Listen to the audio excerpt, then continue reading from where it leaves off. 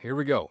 Back to another episode of Coach's Corner. I'm Alex, and today we're going to be talking about Macronutrients 101, how to balance fats, proteins, carbs for metabolic fire. Today we have Coach Diana Sykes with us, and as always, my beautiful, lovely partner, Jacqueline. So thanks you guys for both being here today. How's everybody? Great. Doing awesome. How Yeah. you Oh, doing, Alex? I'm all right. I'm a little tired, but we're back at it and we're making it happen. So always. Mm. Jacqueline's rolling her eyes at me. She's like, "You're tired. I'm 32 weeks pregnant. You're tired." But hey, that's the way it goes. Some of us unsung heroes are the guys on the back end while supporting our ladies while they're going through this miracle of life, right? So, anyways, but yeah, let's get this thing going. I appreciate you guys being in here today. So, Jacqueline, let's talk about what we're doing. Yeah. So today we're going to put the spotlight on macronutrients, that meaning protein, fats, carbs, what they actually do for us, and why they're non negotiables for metabolic health, performance, and body composition, especially in reaching our goals. Cool. What do you think, Miss Diana? Yeah, we'll break down the real science, bust myths, and give you a blueprint to fuel your goals. Tactical macros, behavior habits, and psychology. This is your guide to igniting your metabolism, not extinguishing it. Love that. Yeah. So let's dive in, guys. This is going to be great. What do macros actually do? All right. So a lot of you listening maybe have an idea, but some of you might be brand new. So let's talk about and let's break it down what they actually do. These aren't just food groups. Okay. They're your fire stoked inside your physiology. Okay. So we're going to talk about different breakdowns of things as far as like carbs, uh, fats, things like that. So, Okay. So I'll start with protein, just chatting a little bit about that.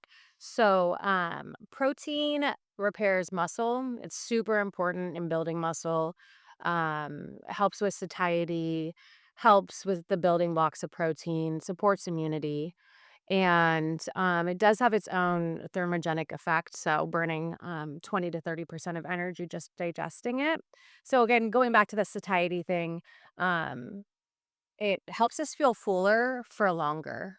And when we're in a calorie deficit, say, like if you're trying to lose fat, it helps to preserve lean muscle mass, which is super important because you'll lose both muscle and fat. cool.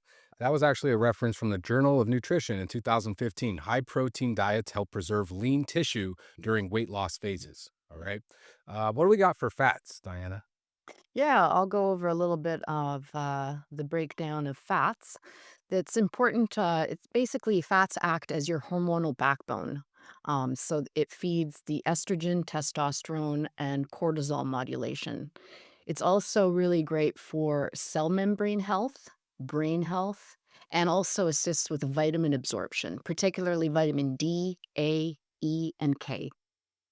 Love that. Yeah, there's a certain sweet spot for fats, right? So we talk about getting lower than a certain body fat percentage, and we're just tanking all those things like estrogen, testosterone, cortisol. All these things are just cortisol is one of those things where that's actually the stress hormone that is released. So that's something we want to keep modulated, which it actually increases, right? But there's also where we talk about the obesity where you have too much fat, right? So there's that Goldilocks zone for fat where you're really having the most optimal estrogen, testosterone, cortisol modulation going on. We'll talk about that a little bit, okay?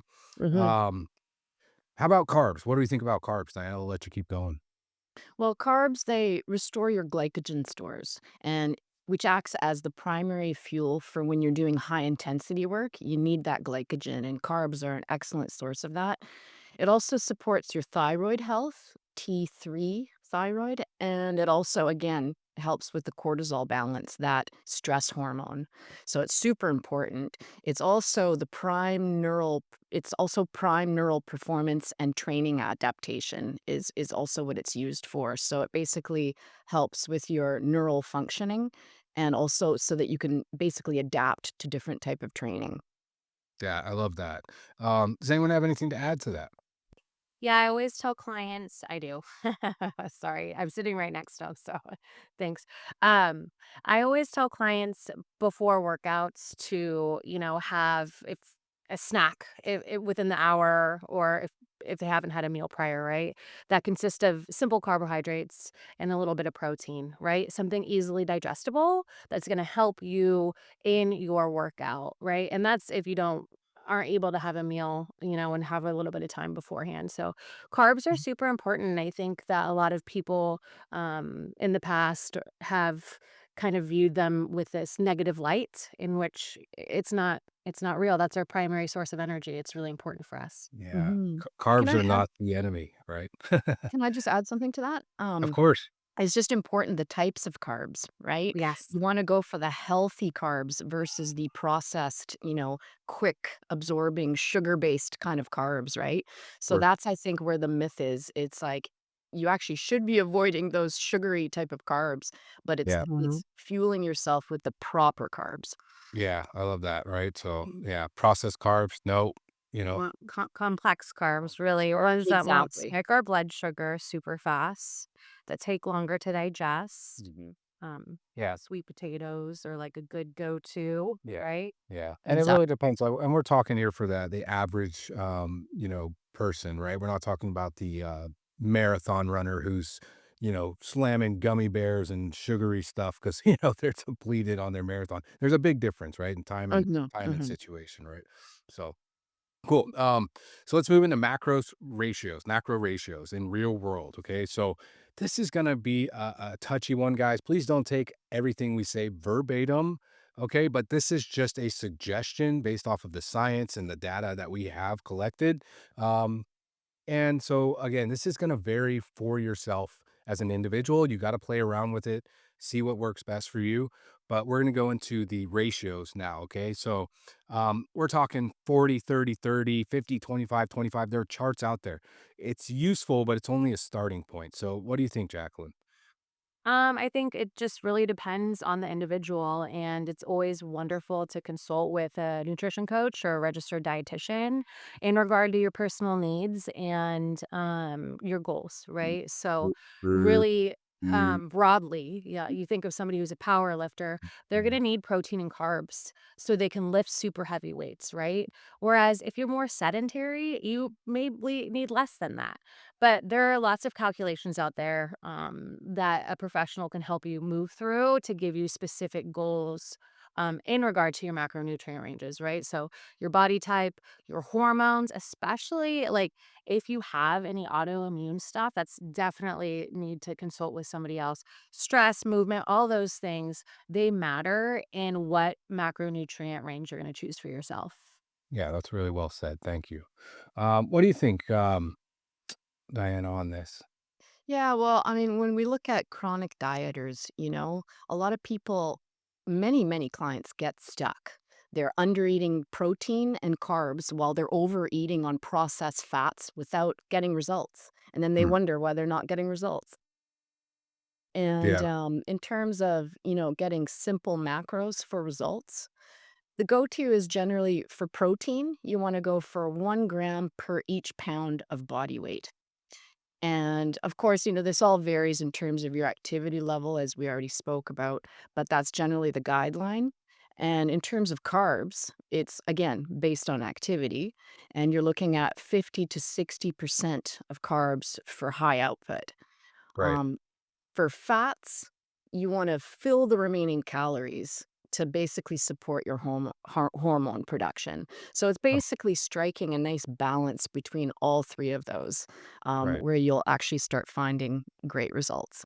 Right. Well, I think that's great. So I'll break this down really quick and not get too mathematical on everyone, but I'll give it a basis, right? So if I am a 200-pound male and I am on a 2,000 calorie diet, all right. So there's basic numbers here.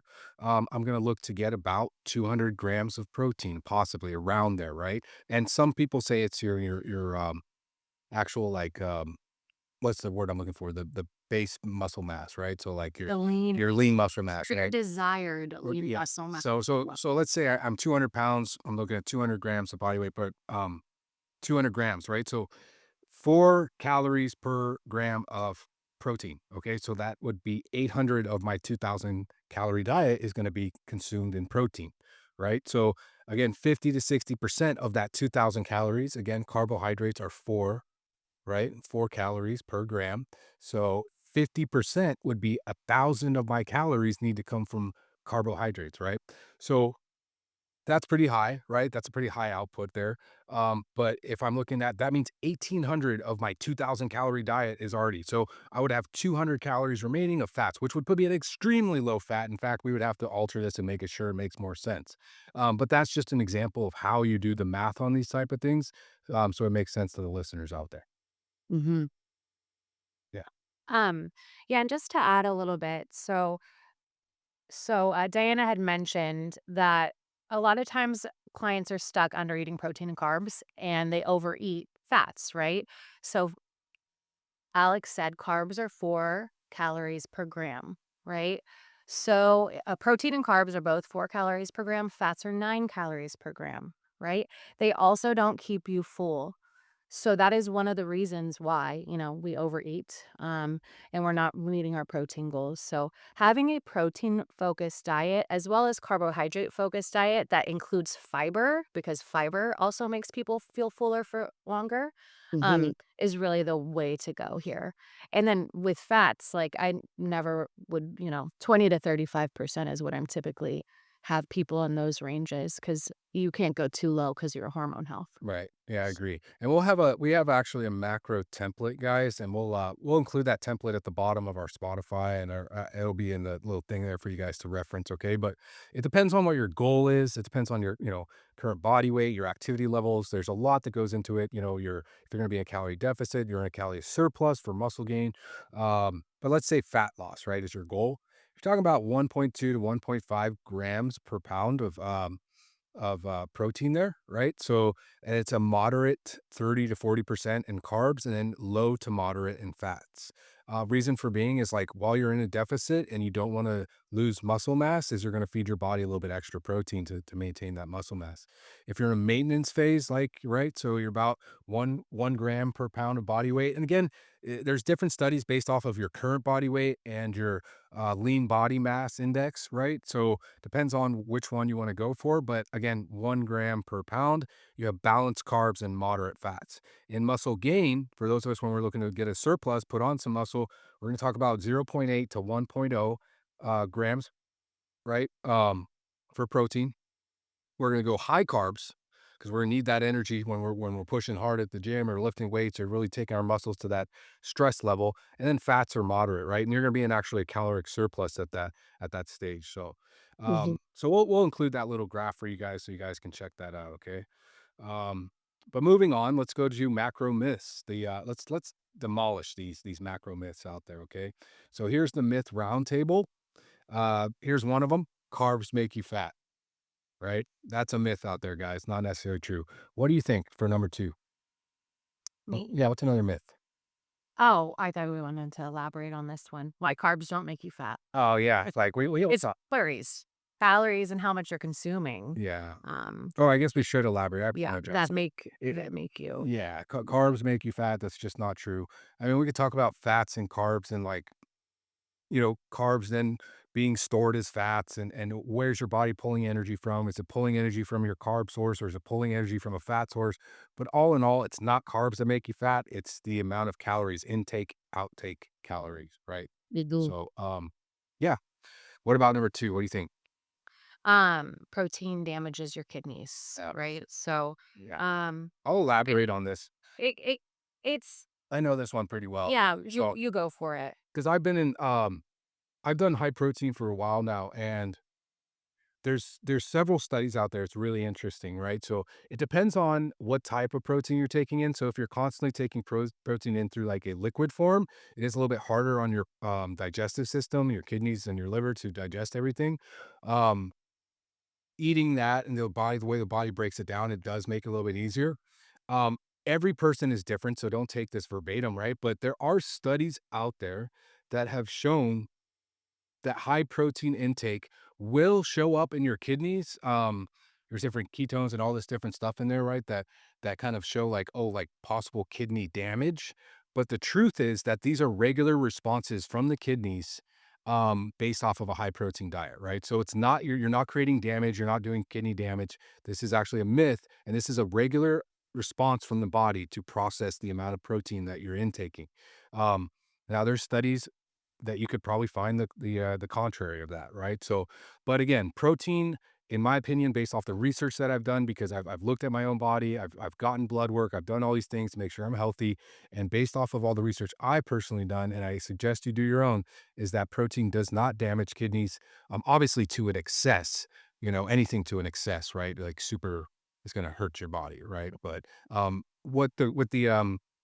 with the ratios that we're talking about, like what we're suggesting, like no way, it's not really going to damage you. But again, do your own research. Everybody's body's different, right? So, And when we are speaking to, it's based off like a healthy individual, not people who have pre-existing conditions, especially if it does have to do with kidneys, right? So, right. So, I mean, in general. yeah, it is honestly a myth that protein damages kidneys, in my opinion. And again, depending on how you take it in, your body will digest it and absorb it differently. Um, but yeah, there's natural responses the body does on a high protein diet, and it then does show up in your kidneys. But like kidney doctors have actually looked at it and been like, yeah, this is not actually like damaging your kidneys. It's just a natural response for your body to process it. So, anyways, what do you think about fats? What's a myth about fats, Diana? Oh, this myth really gets me. Fat slows you down. In Curious. reality, fat, when you're looking at dietary fat, it's a crucial macronutrient that provides energy, supports your cell growth, and it helps you with nutrient absorption. So it's essential. But what is important is balancing that fat intake with your physical activity and, of course, the other macronutrients. That's the key to maintaining your overall health and performance. But the myth that fat slows you down, I want to bust that one. Yeah. Healthy fats, right? There's a lot of good healthy fats out there that we need, right, Yeah. for our bodies. And we've been eating this way for thousands and thousands of years, right? Tens of thousands of years, having these healthy animal fats and other things that a lot of people steer away from necessarily. But yeah, fats don't slow you down. It's crucial for the body. How about what do you think for another myth, Jacqueline? What's another myth? Oh, keto works for everyone. I am not a big fad diet person. It works for some people for sure. Especially again, it really is dependent. Like I know that there are studies that like people who have PCOS will benefit from a lower carbohydrate, higher fat diet, right? What is PCOS? Polycystic ovarian syndrome, right? But this is not for everybody, for sure. Again, carbohydrates are our preferred source of energy. So for most people, maybe you see a steep drop in what you weigh really quickly because you're not consuming those carbs, you're not storing water. But over time, it's not sustainable. Diana, what do you think about that? No, I fully agree with you on that one, and especially, just speaking to the women out there, if you actually cut out carbs too much, it can actually wreak havoc with your hormones, especially around Yes. your cycle. Right. So, a lot of women that are doing keto, they find Mhm. a huge hormonal imbalance, like, around their cycles, so sometimes adding some carbs into your diet can really help. Yeah, and I've done this from I'd say, like, speaking, generally for most people out there, it's like most people find it really hard to get to that state of ketosis, alright? So a lot of people that go on this diet or this fad diet, they never actually achieve ketosis, right? And then what they do is they get really close and they feel it because 'cause they're lacking energy and they're like, until your body makes that switch where it starts to utilize your fat sources as, like, your main, energy source, you feel really depleted, right? And a lot of times people just aren't fully getting to ketosis and they give up before they get there because it's not easy and it's not for everybody. It doesn't make sense. So um, it doesn't work for everyone. That is definitely a myth. So cool. Um, let's say adjusting macros by goal. Okay, so let's go over that. This is where you become a coach who adapts and not guesses. Okay, so we'll talk a little bit about the coaching side of this and like how we do this based off of goals. Um, so let's talk about goal-based macros. Fat loss, 10 to 20% of a calorie deficit, high protein, moderate carbs. So if someone's coming to me, and most of our clients in this case come to us with like a desire, like, hey, I want to lose 5 to 10 pounds worth of fat, right? First of all, they don't say fat, they just say, I want to lose 5 to 10 pounds. Me as a coach, I don't, and they're trusting me. I don't want them to just lose 5 or 10 pounds. Let's lose 5 or 10 pounds of fat while maybe putting on a pound or two of muscle, depending on where they're at in their fitness journey. So for that, I'm gonna put them on a 10 to 20% calorie deficit, depending on, how active they are, things like that. As well as I'm gonna put a high protein. So like we're gonna talk like, you know, 1 gram to 1.2 grams, even upwards of like 1.3, 1.4, depending on the individual, with moderate carbs, right? So I'm going to really like, hey, we're going to be in a deficit, but I'm going to keep your protein high. And it is possible, especially if you're newer, we call these newbie gains. It is possible to be in a deficit, lose body fat, body recomposition, as well as gain muscle at the same time. So, for maintenance, we're doing balanced macros to match training, and we're going to focus on their NEAT, right? So, their non-exercise um, activity thermogenesis. Mhm. For muscle gain, I'm going to put them on a small surplus with carbs around training. All right. So on certain days that they're training, we're going to be a little bit heavier carbs, protein, and intake. Make that very steady protein intake. Okay. Nutrient timing, this is where you're getting into a little bit more advanced coaching, but we're going to talk about carbs pre or post workout to optimize recovery and anabolic responses. So your guys' muscles are made out of 70% of your guys' muscles are water, right? So how does water get to our muscles? Through carbs. So it's really interesting. So carbs before, pre, post workout, you are fueling your muscles the energy and what they need to grow and maintain. Right. So it's really important as you guys get more advanced in your coaching, you'll understand about nutrient timing and setting that up for your clients. Or if you're a client out there, try doing this for yourself. Or if you're just listening in, try doing this for yourself. Try a little bit of extra carbs pre or post your workout and optimize that recovery. Activate that anabolic response. Okay. So cool. How to make macros stick. All right. So how do we make this stick so it's not just something that someone does once in a while or like, a lot of people get in these extreme diets and like they don't stick with it. So what do you think, Jacqueline? How can we make them stick? Yeah, so this is an awesome question. Tracking isn't about perfection. It's about building awareness about how we're fueling ourselves. And it's really interesting as a nutrition coach working with clients who macros are, it's their first time actually, you know, working with them and seeing how they fit in their diet. So there is a lot of learning and a lot of awareness that's happening when choosing how to piece meals together. Because again, going back to what Diana said much earlier, what I've seen is most people tend to overeat fat, carbs second, and then protein is just way too low, right? So it's about learning and being aware. The other thing that you could do to be more successful, some behavioral hacks would be to really first start with the protein and fiber portion, right? And that could be veggies, fruits, and learn how to meal prep and what kind of meals work within meeting some macro guidelines. And then using a palm or your hand to estimate the protein and carbs. So typically, the palm of the hand is protein. Um, thumb would be fats, fist would be, carbs or veggies. And then batch prepping for consistent meals throughout the week. So, those are just a couple tips and tricks to help make those changes and get everything to stick long term. Yeah, for sure. Yeah. Um, what do you think, Diana, on that?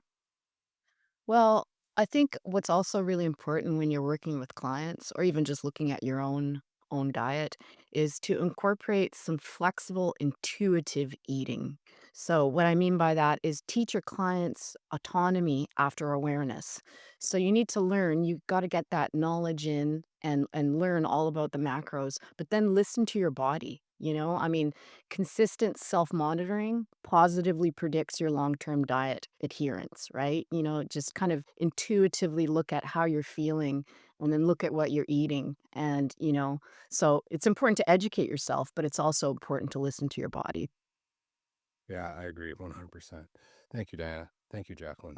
Um, all right, so let's get to our Q&A segment. This part's always fun.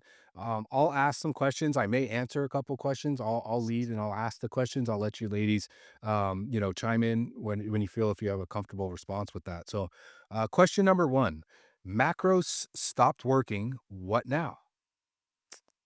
Does anybody want to chime in? Okay, I got this. So macros stopped working. All right. So they're like, hey man, like I can't count macros. I'm not good with it. My diet's way off, things like that. It's okay. Like macros how do I put this, guys? So, like, a lot of people, like, have a tough time with, like Jacqueline said, like and this comes down to snacking, is to be honest. Like, macros do work, right? If you stick to a certain plan, you have to adjust it. You have to find what your body's working for. But a lot of people be like, "Oh, I'm staying within my macros. I'm tracking all my meals." But you come to find out that they are eating a candy bar or they're having almonds like 3 times a day, right? So their fats are way off and their sugars, right? So there's like no joke, like this happens all the time. They're like, "Oh, it's just not working. It's not working for me." And to be honest, it's way different. So, like, I would be like, "Hey, let's reevaluate. Let's, maybe do some adjustments. Let's change your macros up." Um, it's all about calories in, calories out. We know you're in a deficit. We know there's like 70% of people tend to over estimate how much they move and underestimate how much they eat. So like until we can get the accurate numbers, guys, like we're not going to know if it actually works or not. So that's what I always tell people is like, hey, is there anything you've been forgetting to add into your nutrition? Have you been taking your 10,000 steps a day? Have you been actually hitting the gym 3 to 4 times a week? So what's actually going on? Because I'm telling you, it's calories in, calories out. Now, if it's still not working, that's where we can bring in a professional, someone we partnered up with. Let's get some lab work done. Let's get your blood test done. Let's see what's going on. Personally, I can attest to this. I have Hashimoto's, right? So I have the hypothyroidism. So honestly, my macros, I can adjust them certain times. There's a lot going on. If my thyroid's off, guys, like I will gain weight, gain muscle, gain all that stuff real fast. It's like I could be like at a deficit and like working my ass off and still gaining fat. So it's really based off your metabolism, things like that. Sometimes there's um, medical conditions that may interfere with what's actually going on. So again, there's always adjustments. There's always like majority of the time someone's not going to be completely honest with what their nutrition looks like and how much they're working out. But there is that underlying factor that it could be something medical, and that's where we ask a professional to step in, a professional in that field, right? So Like a not doctor. that we're not Mhm. professionals, Like a right? doctor. So, anyways, let's go into number two. Hate tracking. What's the alternative? What do you think, Oh, Jacqueline? Because here, me. oh, Can I Diana, take that go, one? go. Yeah. So I'm passionate about this one because personally, I don't like tracking, and so there are alternatives. If you don't like the nitty gritties of tracking everything that you're eating and all your macros, it goes back to what I started talking about earlier. Intuitive eating, focus on your body's hunger and fullness cues rather than strict tracking. There's also portion control, using visual cues, using smaller plates to manage your portion sizes without counting everything, right? Also, prioritizing whole, unprocessed foods, which naturally leads to more balanced eating habits. And a bit of meal planning, prepare your balanced meals in advance with a good mix of protein, healthy fats, vegetables, without precise tracking. Tracking is great, but if that's going to be an obstacle for you, then these alternatives can work great as well. That's great. I love that response. Perfect, perfect. Jacqueline, you want to add to that or you're good? I think that was great. I think Yeah, it was wonderful. yeah. Thank you. All right. So, question number three. I do have something to add. What? If somebody is, going for a short-term goal, right? I always remind them tracking's not meant to be forever. Tracking brings Yeah. awareness, right? So I think sometimes people become obsessive or they get down about all of it. But really it's meant to be more of a temporary thing and to build to empower them and build confidence in making these choices as well. Yeah, So that's a good point. just a mindset shift about it too. Yeah, Um, that's a great but point, and that's kind of like what you said and Diana said. Kind of leads into our third question here as well. But also we talked about pre-meeting, right? We should have been recording our pre-meeting because there's a bunch of knowledge dropped in there. But Yeah. um, pre-meeting, I think we were talking about like basically looking at food as a fuel source. fuel. It's what your body needs, not necessarily what you want. And a Mm. lot of times, guys, I mean, especially if you get crafty with it, I mean, it doesn't mean like your food's not going to taste good. It's not going to be good, but like a lot of times you eat the same thing. Like I'll eat the same thing for lunch almost 5, 6 days a week, right? So like I know, and Jacqueline's helped me out with this, that like, okay, if I eat this same thing for lunch, I'm gonna get 120 carbs out of it. I'm gonna get 45 grams of protein, and I'm gonna have 20 grams of fat. Like that's just is what it is. So I don't really have to track it because I know because I'm eating the same thing over and over. Right. And to me, it tastes good. Like some of us can do that. Some of us don't. Again, I'm eating for my body's needs, not necessarily for what my body wants. right? Taste Mhm. wise. So I think that works out well. You guys kind of both explained that, but it's not a lifelong thing, especially when you start to use different methods, like Diana said, like different, palm methods, things like that. And then also, like you had stated, start to get to know your body and what you're eating, and you kind of can gauge. Like you're great at it, Jacqueline. She'll be like, "Oh, I bet that's about." I don't know. She'll look at something and be like, "Oh, there's like that's 320 calories, and it's probably like 40 grams of protein. It's probably like, you know, 300 grams of no, not 300, but it's like let's say it's like, you know, 60 grams of carbs and then like 18 grams of fat." And I'll look at the nutrition thing. I'm like, "Damn, dude, it's pretty close." So it's Mhm. pretty awesome when you start really doing this. How um automatic it becomes a part of your life. With that Yeah. being said, that kind of leads into phase 3, which I'll answer this one, unless you guys and obviously you guys can chime in.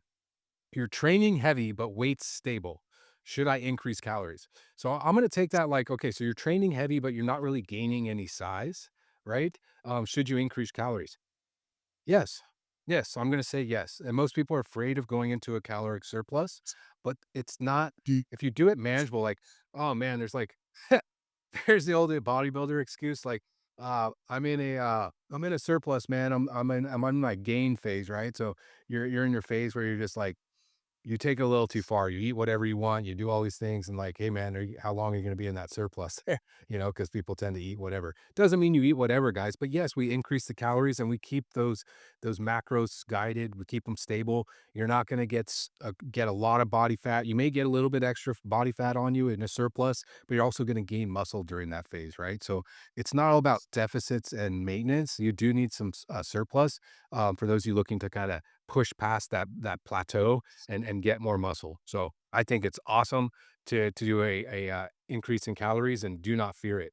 So Mhm. last one, is carb cycling a gimmick or method?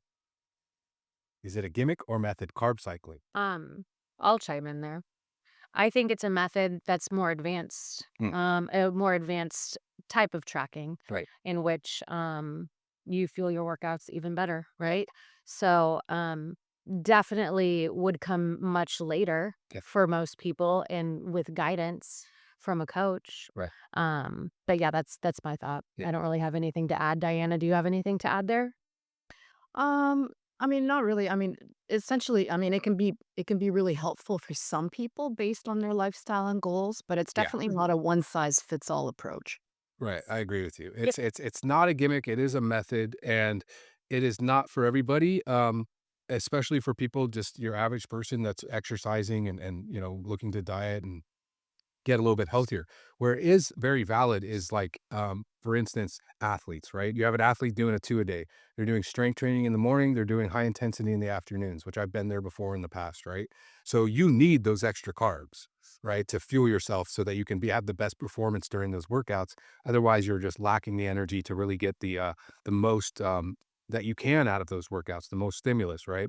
So I Mhm. think it's definitely a method that people can use. Definitely more advanced, like everybody said here. Not Mhm. one size fits all. Yeah. All right, so let's close this up, guys. Really appreciate it. It's great information. Thank you, ladies, for joining me today. Um, you don't need another diet trend. You need a system. The system is understanding macros. Adjust with data. Maintain flexibility. All right.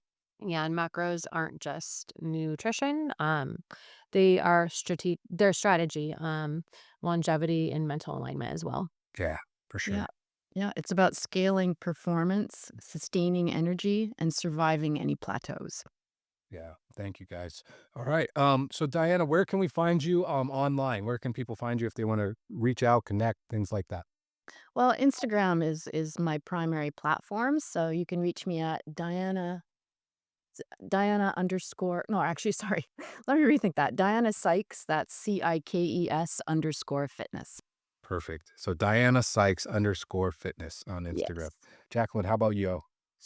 Um, Instagram as well, really similar to Diana. It's Jacqueline Compton Fitness, just straight no underscore though. Yeah. Cool. Nice. So great minds, Diana. Yeah, All right. Here we go. Yeah. I like So my underscore. I'll keep my yeah, under. I'll one up you. I got two underscores. I got underscore Alex underscore Gage. If you guys want to find me on Instagram, and of course, Ignite Fitness underscore training. You will find us on Instagram as well. You can DM us there. Download, check out the Phoenix Rising app. We have a free school platform where we have a bunch of people. It's growing more and more. It's really exciting that people are just into fitness, and we have a bunch of polls going on, communication, free ebooks, things like that that we drop all the time. So definitely chime in. Appreciate you guys listening today. And we will see you next time. I really appreciate it. So everybody enjoy yourselves, stay safe out there, and rise stronger, ignite brighter.